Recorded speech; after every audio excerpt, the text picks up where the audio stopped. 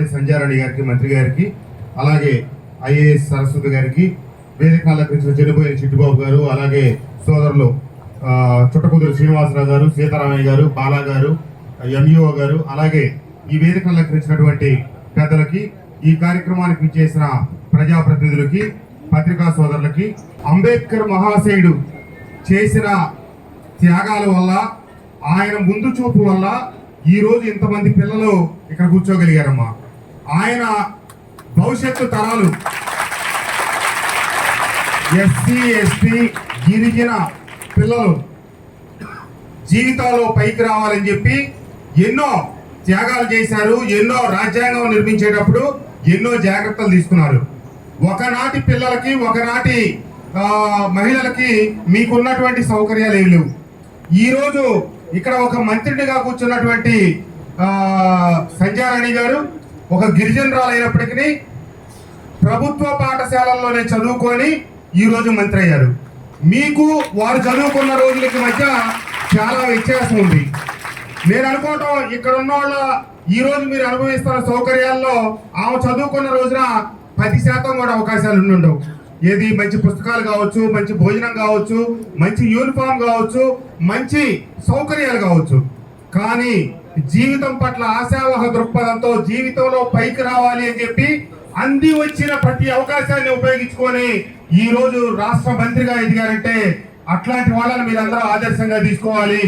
మీకు ప్రభుత్వం ఎన్నో సౌకర్యాలు కల్పిస్తూ ఉంది. చిన్న చిన్న లోటుపాట్లు ఉండొచ్చు, కానీ మీరు ప్రతి ఒక్కళ్ళు జీవితంలో మేము పేదల బిడ్డలు అనే సంగతి మీరు మర్చిపోండి. ఎందుకంటే ఆ లోటును తీర్చడానికే ప్రభుత్వం ఇందాక మేడం చెప్పినట్టు ఇన్ని గిరిజన సంక్షేమ గురుకులాలు కావచ్చు, లేకపోతే రెసిడెన్షియల్ స్కూల్స్ కావచ్చు నెలకొల్పి మీ మీద ఎంతో ఖర్చు పెడతా ఉన్నారు. నేను డిపార్ట్మెంట్ వాళ్ళని, టీచర్లు కూడా కోరేది ఒకటే, తరతరాలుగా వెనకబడినటువంటి వర్గాలు ఈ ఎస్టీ పిల్లలు, వాళ్ళకి ఒక రకంగా చెప్పాలంటే పాపం సమాజంలో అత్యంత అణగారిన వర్గాల్లో ఈ ఎస్టీ బిడ్డలు, వాళ్ళ జీవితాలను బాగు చేయడానికి ప్రభుత్వాధికారులుగా, ప్రభుత్వోద్యోగులుగా మీ చేతికి తీసుకొచ్చి పెట్టారు. మనం ఎవరైతే ప్రజాప్రతినిధులు ఉన్నామో, ప్రభుత్వోద్యోగులు మీరే ఎవరైతే ఉన్నారో తప్పకుండా అంబేద్కర్ మహాశయుడు ఆశయానికి అనుగుణంగా పేదల బిడ్డల్ని ఉద్ధరించి జీవితంలో పైకెదిగేటట్టుగా మనం ఉన్న ఈ అవకాశాన్ని ప్రతి ఒక్కరూ సద్వినియోగపరిచి వాళ్ళ కుటుంబాల్లో, వాళ్ళ జీవితాల్లో వెలుగులు నింపాలని, అదే ఆ మహానుభావుడికి మనం ఇచ్చే అసలైన నివాళి అని చెప్పి బిఆర్ అంబేద్కర్ గారి జయంతి సందర్భంగా తెలియజేస్తూ, ఈ కొండపల్లి స్కూలు ఒక రకంగా చాలా చోట్ల కంటే మెరుగైన సౌకర్యాలతోనే ఉందండి. మనం ఇంకా పెంచాలి, ప్లే గ్రౌండ్ కావాలి అంటే ఇక్కడ మనకు పక్కనే అందుబాటులో లేదు.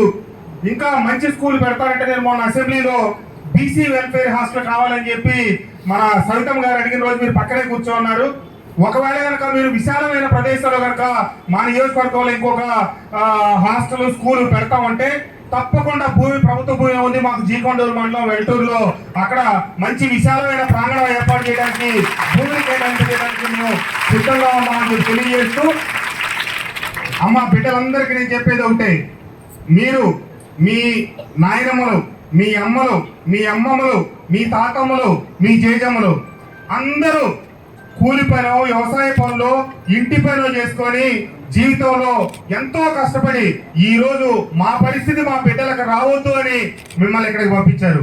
మీకున్న అవకాశాల్లో మీకు ఎన్ని ఇబ్బందులు ఉన్నా మీ లక్ష్యం ఏకలవ్యుడు చెప్పినట్టుగా ఆ లక్ష్యం మీదే మీ గురుండాలు తప్పితే మీరు పక్కన ఉన్నటువంటి చిన్న చిన్న అంశాలకు తల తిప్పకుండా చదువుకొని జీవితంలో ఉన్నతంగా అభివృద్ధి సాధించాలి, ఎదగాలి అంటే ఇప్పుడున్న వ్యవస్థలో మీకు ఎన్నో సౌలభ్యాలు ఉన్నాయి, సౌకర్యాలు ఉన్నాయి. ఈ వేదిక మీద ఉన్న వాళ్ళు దాదాపుగా అందరూ ప్రభుత్వ స్కూల్లోనే చదువుకొని నేను శాసనసభ్యుడు అయ్యా. ప్రభుత్వ స్కూల్లో చదువుకొని మేడం ఈరోజు మంత్రిగా మీ ముందు కూర్చొని ఉన్నారు.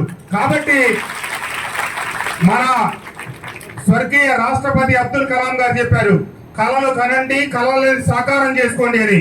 మీరు ఎన్ని కళలు కనండి, ఏమని కలాలి, మేము జీవితంలో ఉన్నతంగా ఎదగాలి, మా టీచర్ లాగా నేను కూడా టీచర్ కావాలి, లేదా మా మేడం లాగా నేను కూడా డైరెక్టర్ కావాలి, మా మేడం లాగా నేను కూడా మంత్రి కావాలి అని చెప్పి మీరు ఎప్పుడు ఉన్నతంగా ఆలోచిస్తూ ప్రభుత్వం ఇచ్చే ఏది లేని చిన్న చిన్న లోటుపాట్ల గురించి కాకుండా మీ జీవితాలు బాగు చేయాలని చెప్పి ఆనాడు ఆ మహానుభావుడు రాజ్యాంగంలో రాసి పెడితే ఈ రోజు ముఖ్యమంత్రి చంద్రబాబు నాయుడు గారు పేదల బిడ్డలు, గిరిజన బిడ్డల కోసం ఎంతో శ్రమ కోర్చి కోట్లాది రూపాయలు రాష్ట్ర నిధులకి ఎన్ని ఇబ్బందులు ఉన్నప్పటికీ మీకోసం నిరంతరం ఖర్చు పెడతా ఉన్నారు.